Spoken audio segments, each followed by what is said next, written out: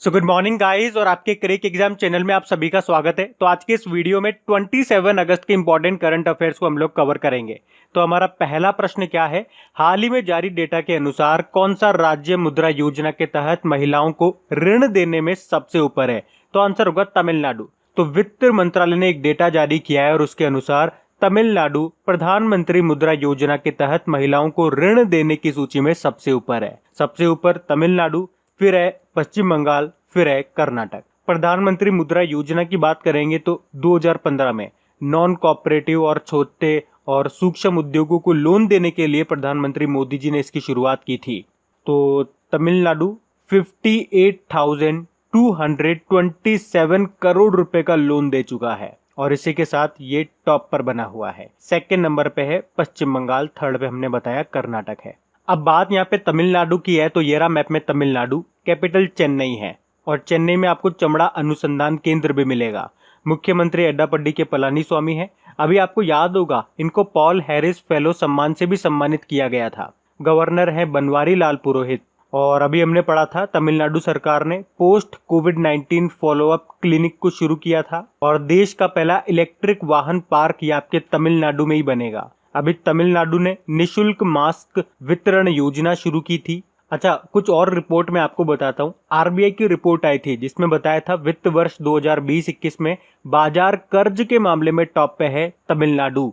उसके अलावा central marine fisheries research institute की रिपोर्ट आई थी, उसमें बताया था कि 2019 में समुद्री मछली उत्पादन में टॉप पे है तमिलनाडु। और अभी तमिलनाडु के तंजावुर नेती वर्क्स और अरंबवूर वुड नक्काशी को जीआई टैग मिला था। इसके अलावा तमिलनाडु सरकार ने ग्रामीण कायाकल्प योजना शुरू की है। तमिलनाडु में ही मोदी किचन पहल की शुरुआत हुई थी और भारत का पहला संगीत संग्रहालय आपके तमिलनाडु में बना है। अभी तमिलनाडु का 38वां जिला कौन सा बना था? मयिलादुथुराई। तो इतना आप याद रखना तमिलनाडु से। ये सारे वो प्रश्न मैंने आपको बताया जो अभी न्यूज में रहे थे। बढ़ते हैं आगे।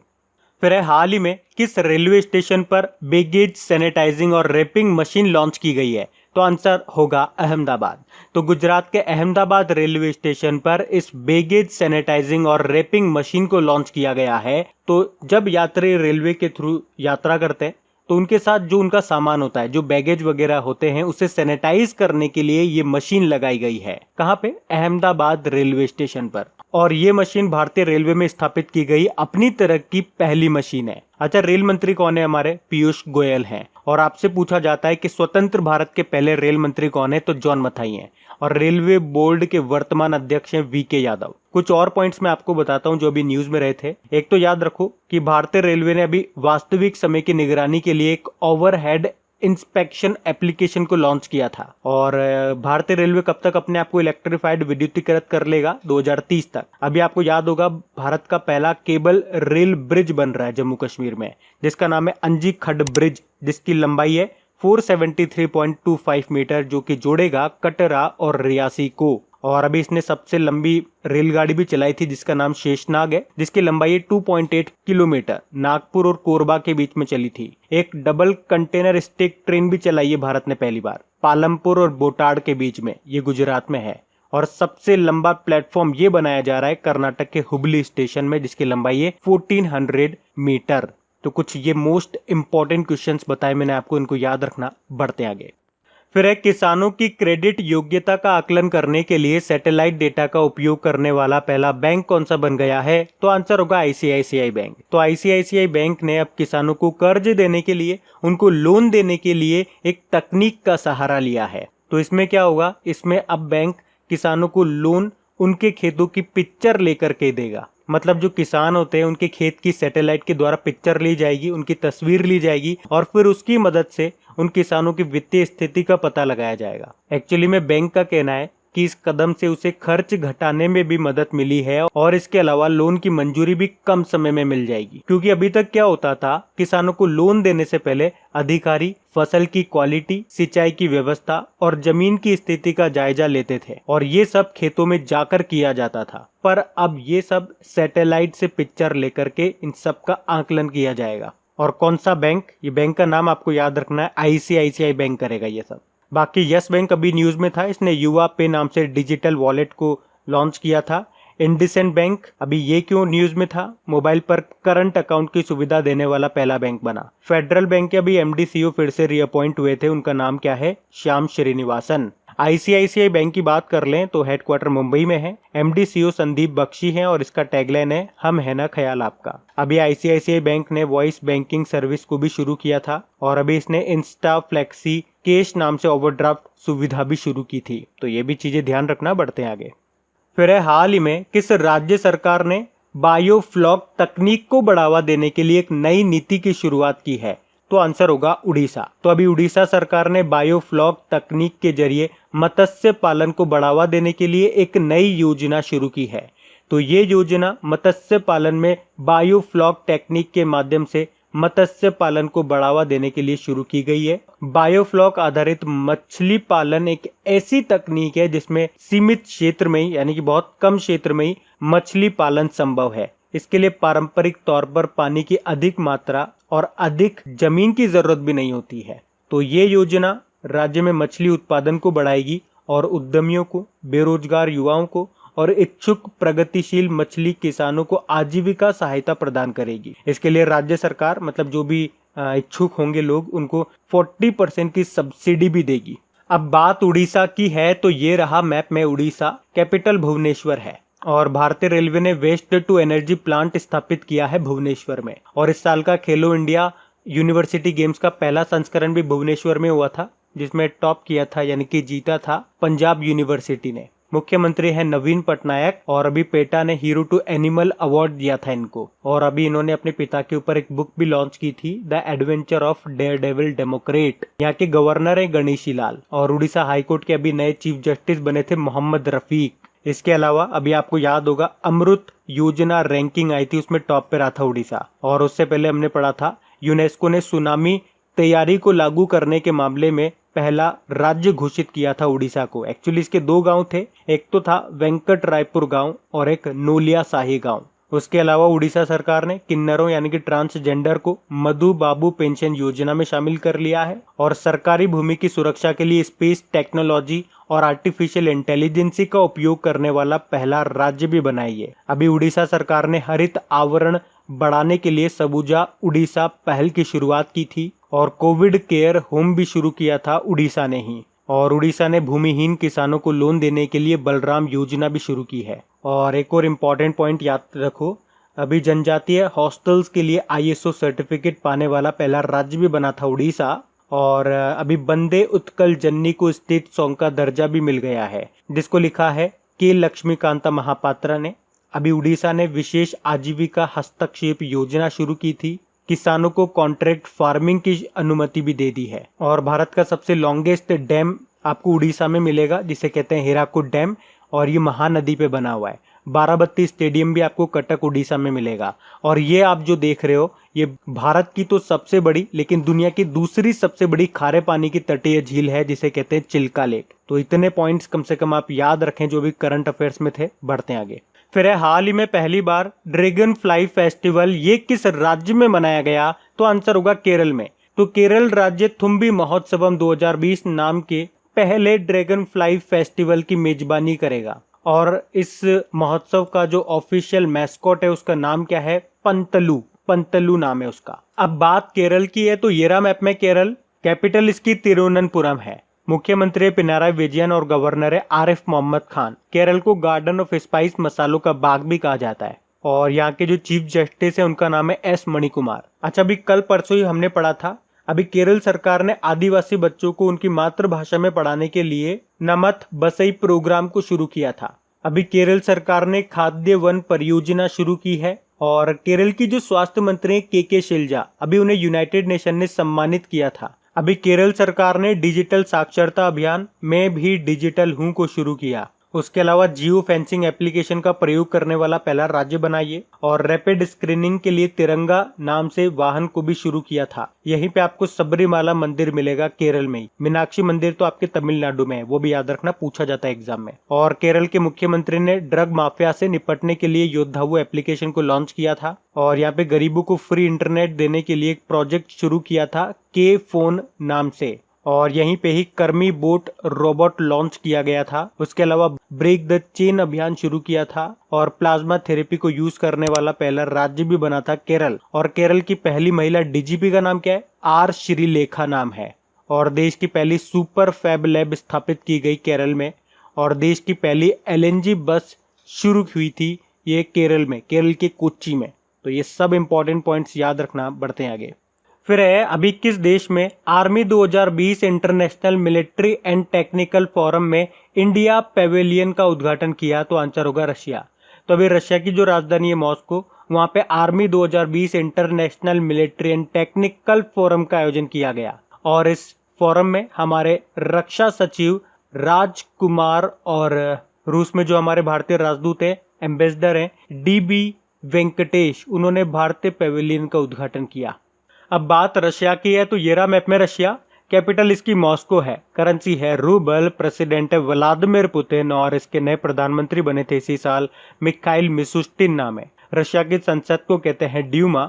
और आपको याद होगा भारत रशिया के अस्थराखान में जो मल्टीलेटरल एक्सरसाइज होगा काउकाज, उसमें हिस्सा लेगा। और रशिया का एक एनर्जी स्पेस कॉरपोरेशन है, उसने घोषणा की है कि 2023 तक पहले पर्यटक को स्पेस वॉक पर ले जाया जाएगा। उसके अलावा 2020 के अंत तक आर्कटिक जलवायु की निगरानी के लिए अपना पहला आर्कटिक एम सैटेलाइट लॉन्च करेगा ये रशिया।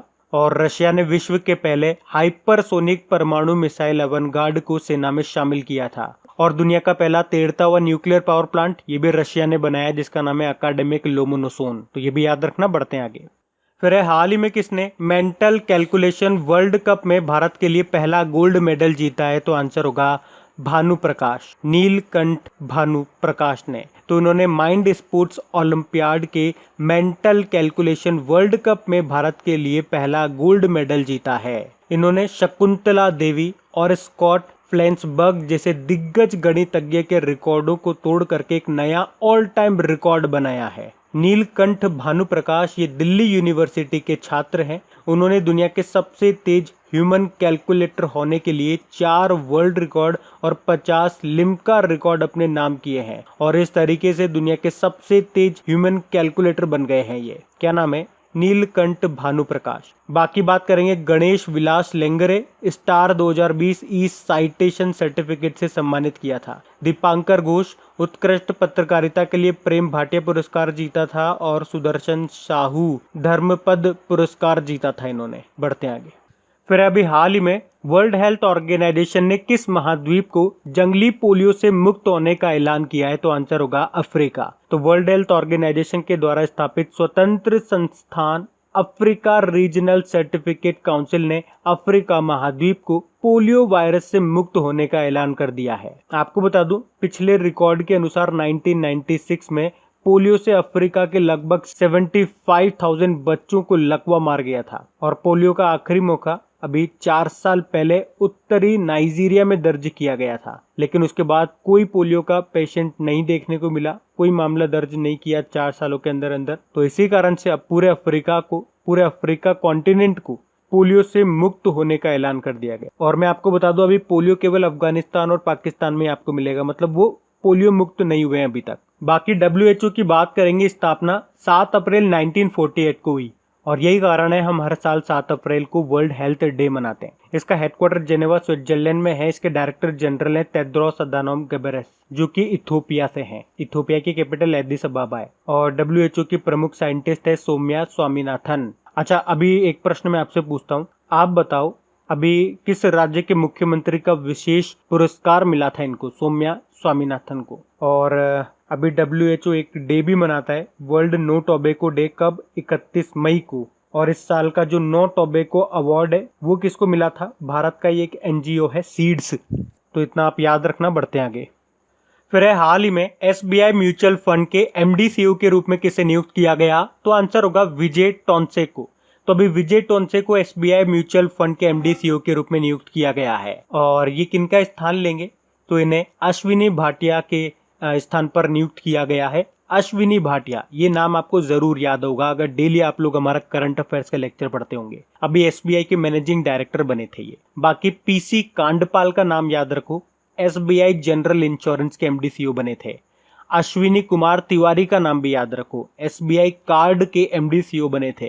तो ये दोनों आपको कंफ्यूज करने वाले नाम है, क्योंकि SBI जनरल इंश्योरेंस के MD CEO पूछेंगे तो PC कांडपाल आंसर करना, और SBI कार्ड के MD CEO पूछेंगे तो अश्विनी कुमार तिवारी का नाम लेना। बाकी SBI की स्थापना 1 जुलाई 1955 को हुई थी। मुंबई में हेडक्वार्टर मिल जाएगा और उसके चेयरपर्सन है रजनीश कुमार। आपको याद होगा SBI ऑस्ट्रेलिया के विक्टोरिया में ब्रांच ओपन करने वाला दुनिया का पहला भारतीय बैंक बना था। बढ़ते हैं आगे। फिर अभी हाल ही में महिला समानता दिवस कब मनाया गया? तो आंसर होगा 26 अगस्त को। तो महिला मताधिकार आंदोलन की कड़ी मेहनत से मिली जीत का सम्मान करने के लिए हर साल 26 अगस्त को महिला समानता दिवस के रूप में मनाया जाता है। अब इम्पोर्टेंट डे वाला क्वेश्चन है, तो आज मैं आपको इम्पोर्टेंट डे रिवाइज नहीं कराऊंगा, आज आपका सरप्राइज टेस्ट होगा। फिर से 2 मिनट के लिए वीडियो को पॉज करना है और नीचे कमेंट बॉक्स में जाकर के लिखने हैं आपको अगस्त के जितने भी इंपॉर्टेंट डेज आपको याद आते हैं, और ये खुद से एनालिसिस करना कि सडनली अचानक से आपको प्रेजेंट मंथ के इंपॉर्टेंट डेज लिखने के लिए बोला जाता है, जो कि आपको कई बार मैंने रिवाइज करवाए हैं, तो आप लिख पाते हो या नहीं लिख पाते, मतलब कितने याद आ रहे हैं और कितने याद नहीं आ रहे, ये आपका एक एक्चुअल टेस्ट होगा। तो लिखना। हम बढ़ते हैं आगे। फिर है हाल ही में जम्मू कश्मीर ने कश्मीरी केसर, जिसको आपको याद होगा कुछ समय पहले GI टैग मिला था, तो इसके व्यापार को बढ़ावा देने के लिए किस नाम से एक पोर्टल को शुरू किया? तो आंसर होगा ई नीलामी। तो जम्मू कश्मीर के कृषि विभाग ने GI टैग प्राप्त कश्मीरी केसर के व्यापार को बढ़ाने के लिए एक ई नीलामी नाम से पोर्टल को शुरू किया है। तो इस पोर्टल को खरीदारों तक गुणवत्तापूर्ण कश्मीरी केसर पहुंचाने के उद्देश्य से शुरू किया गया है। बाकी जम्मू कश्मीर की बात कर लेते हैं। अच्छा, अभी इसके नए लेफ्टिनेंट गवर्नर बन गए हैं मनोज सिन्हा। जो पहले लेफ्टिनेंट गवर्नर थे गिरीश चंद्र मुर्मू, उन्होंने इस्तीफा दे दिया, और वैसे अभी गिरीश चंद्र मुर्मू क्या बन गए हैं? 14वें नंबर के 14th नंबर के कॉम्प्ट्रोलर एंड ऑडिटर जनरल, तो उनका नाम भी याद रखना है। आपको याद होगा जम्मू कश्मीर की जो चेनानी नाशिरी सुरंग है, जो कि भारत की सबसे लंबी रोड सुरंग भी है, जिसकी लंबाई वैसे तो 9.2 किलोमीटर है, लेकिन अभी इसका नाम बदल करके डॉक्टर श्यामा प्रसाद मुखर्जी के नाम पे कर दिया गया था। नाम बदलने की बात है तो याद रखो जम्मू कश्मीर का सिटी चौक, जिसका नाम बदल करके भारत माता चौक कर दिया, और सर्कुलर रोड चौक का नाम बदलकर अटल चौक कर दिया गया था। और यहाँ के हाई कोर्ट की चीफ जस्टिस हैं गीता मित्तल, जो कि जम्मू कश्मीर की पहली महिला चीफ जस्टिस भी हैं। इसके अलावा जम्मू कश्मीर में खीर भवानी मेला आयोजित किया जाता है, लेकिन अभी कोविड-19 के कारण इसे स्थगित कर दिया गया था। जम्मू कश्मीर में आपको doctor Salim Ali national park मिलेगा, एक किश्तवाड़ नेशनल पार्क मिलेगा, दचिंगम नेशनल पार्क मिलेगा, और एक हेमिस नेशनल पार्क भी आप याद रखो। जब इसे यूनियन टेरिटरी का दर्जा नहीं मिला था ना, तब ये जम्मू कश्मीर में आता था, लेकिन अब ये लद्दाख में आता है, तो ये आपको याद रखना है, मोस्ट इंपॉर्टेंट है। बढ़ते आगे। फिर है हाल ही में 600 विकेट लेने वाले पहले तेज गेंदबाज कौन बन गए हैं? तो आंसर होगा जेम्स एंडरसन। तो इंग्लैंड के तेज गेंदबाज हैं ये जेम्स एंडरसन, और ये अभी 600 टेस्ट विकेट लेने वाले इतिहास के पहले तेज गेंदबाज बन गए हैं। इनसे पहले केवल 3 स्पिनर 600 प्लस विकेट ले चुके हैं। तो अगर ओवरऑल विकेट लेने की बात करेंगे तो उस मामले में एंडरसन चौथे स्थान पे आते हैं, लेकिन अगर आप बोलते हो कि तेज गेंदबाज कौन है 600 विकेट लेने वाले, तो उस मामले में ये पहले स्थान पे है। बात को ध्यान से समझना, ठीक है। फास्ट बॉलर में बात करेंगे तो ये पहले नंबर पे हैं जेम्स एंडरसन, तभी हमने प्रश्न में लिखा है पहले तेज गेंदबाज। सिंपल सा अगर बोलते थे कि 600 विकेट लेने वाले बॉलर कौन बन गए, मैंने यूं नहीं बोला है फास्ट बॉलर या स्पिनर, सिर्फ बॉलर की बात कर रहे हैं, तो फिर ये चौथे स्थान पे आएंगे। बात समझ रहे हो आप? क्योंकि सबसे ज्यादा 800 विकेट लेने का रिकॉर्ड तो श्रीलंका के मुरलीधरन के नाम पर है। अच्छा, जेम्स एंडरसन की बात करेंगे तो ये सबसे ज्यादा 156 टेस्ट खेलने वाले तेज गेंदबाज भी हैं। तो अब बात करेंगे कल के वीडियो में पूछे गए प्रश्न के उत्तर की। तो कल के वीडियो में आपसे पूछा गया था किस बैंक ने गिग अपॉर्चुनिटी नाम की पहल शुरू की है? तो आंसर होगा एक्सिस बैंक ने। आप सभी ने प्रश्न का बिल्कुल सही उत्तर दिया है। और गाइस प्लीज, अगर वीडियो को अभी तक आपने लाइक नहीं किया है, वीडियो अगर आपको हेल्पफुल लगता है, अच्छा लगता है, तो इसे लाइक जरूर करा करें कम से कम, और इसे दोस्तों के साथ में शेयर जरूर कर देना। कम से कम एक स्टडी ग्रुप में तो शेयर जरूर करा करें। तो गाइज इन सभी क्वेश्चंस का क्विज बना करके मैंने एप्लीकेशन पे अपलोड कर दिया है। तो अगर आपने वीडियो बिल्कुल ध्यान से देख लिया है तो वहां जाइए और इन सभी क्वेश्चंस का आप प्रैक्टिस लगा लीजिए, ताकि ये सारे क्वेश्चंस आपको अच्छी तरीके से याद हो जाए। और जो नए स्टूडेंट इसे पहली बार देख रहे हैं, आपको बता दूं कि क्विज में अब रैंकिंग फीचर भी ऐड हो चुका है। तो अगर आप कम समय में ज्यादा से ज्यादा क्वेश्चन राइट करते हो तो आपका नाम आपके फोटो के साथ टॉप 10 स्टूडेंट्स में आपको दिखाई देगा, आपको ही नहीं जितने भी लोग क्विज लगाएंगे उन सबको दिखाई देगा कुछ इस तरीके से, ताकि आपको भी एक अंदर से मोटिवेशन मिल सके कि आपको भी यहां तक पहुंचना है, ताकि सब लोग आपको टॉप 10 में देख सकें। और वैसे भी आप तो आपके इन करंट अफेयर्स का रिवीजन करवाने के लिए मैं इसका ऑडियो भी तैयार कर रहा हूं, तो दिन में 4 से 5 मिनट निकाल करके वो आप ऑडियो सुन लीजिए, ताकि आपका इन करंट अफेयर्स का फिर से रिवीजन हो जाए। क्योंकि आपको पता है चीजों को पढ़ना इंपॉर्टेंट है, लेकिन समय समय पर उनका रिवीजन करना बहुत ज्यादा जरूरी है। रिवीजन नहीं करोगे तो वो सारी चीजें आप भूल जाओगे। तो आप ही के लिए मैं इसका रिवीजन ऑडियो तैयार कर रहा हूं। तो उस ऑडियो का लिंक मैंने नीचे डिस्क्रिप्शन में दे दिया है, वहां जाकर के आप मुझे फॉलो कर लीजिए, और फॉलो करने के बाद में पास में जो बेल आइकन आएगा आप उसे जरूर दबा लेना, ताकि जब भी मैं ऑडियो अपलोड करूं उसका नोटिफिकेशन आपको मिल सके। और एप्लीकेशन अगर अभी तक आपने डाउनलोड नहीं किए तो उसका लिंक भी आपको नीचे मिल जाएगा। वहीं पे आपको क्विज, वीडियो, पीडीएफ सब मिल जाएंगे। तो इस प्रश्न का उत्तर आता है तो कमेंट बॉक्स में जरूर टाइप करिए। चलिए अब मिलते हैं करंट अफेयर्स के रिवीजन वीडियो में। Thank you guys.